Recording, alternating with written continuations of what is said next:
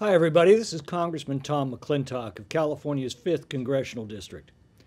For many years now, it's been my privilege to stand by you in your work to liberate Iran from the dictatorship that has plundered and abused its people for far too long.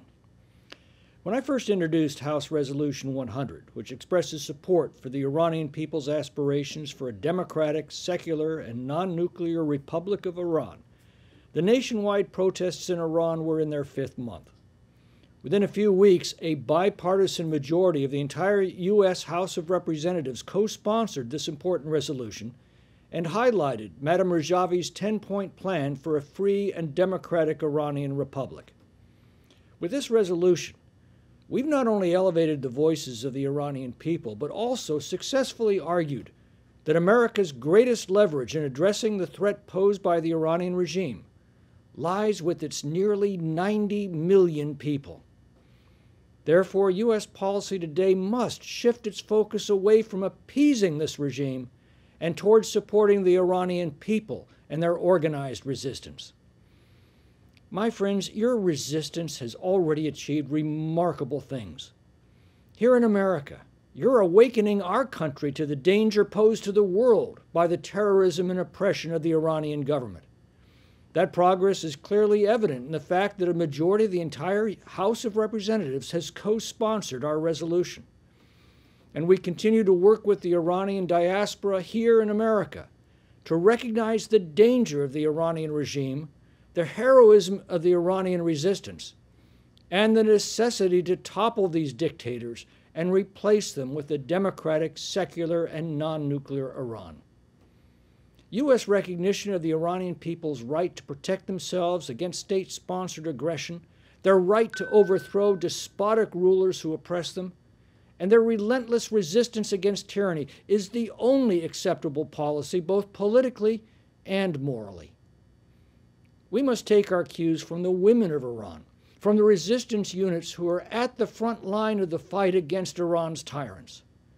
Through their sacrifice, these freedom fighters are telling us that the Iranian people reject compulsory religion and compulsory governance. They're telling us that freedom to choose is an inalienable right of mankind, and they're urging us to support them in their just endeavor.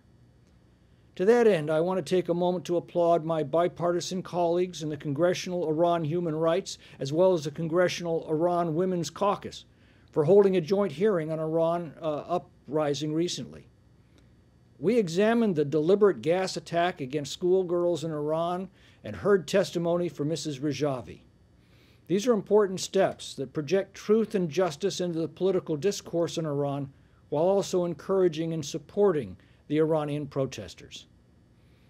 Today, I want to join the bipartisan majority in Congress and call on our government to recognize the people's aspirations and support them both publicly and in our policy.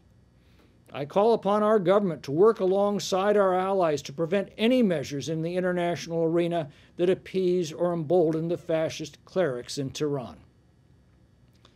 Let me also say a few additional words about the women of Iran.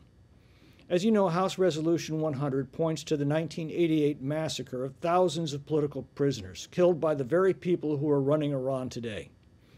I remind our government that more than a third of the thousands massacred in 1988 were women and girls in Iran.